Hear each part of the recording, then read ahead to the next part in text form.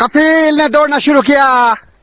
Empire को पार किया, गेंद की हंसी गेंद सीमा रेखा के बाहर 6 रन के लिए।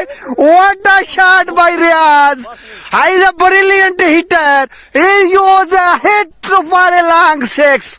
It's amazing shot from Riyaz and once again mister Kafeel दौड़ना शुरू किया। गेंद की रियाज ने फिर से गेंद को इशारे का इंतजार रहेगा।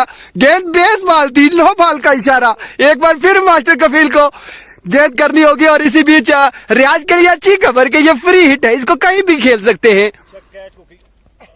और एक नो बॉल का इशारा एम्पायर की तरफ। फ्री हिट रियाज ने गेंद ये गेंद जा रही है सीमा रेखा के बाहर। 6 रन अब तक है जो 18 रन आ चुके हैं 4 गेंदों पर।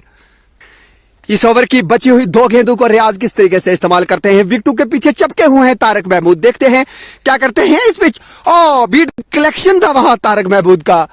और इस ओवर में अब तक 5 गेंदों पर 18 रन आ चुके हैं कि अंतिम गेंद है ये।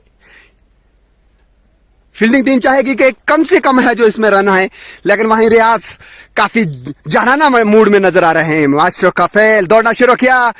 गेंद के इसी बीच फिर नो बॉल का इशारा। एक बार फिर अंतिम गेंद फिर करनी पड़ेगी। बेहतरीन कैच तारक महमूद द्वारा वहां पे।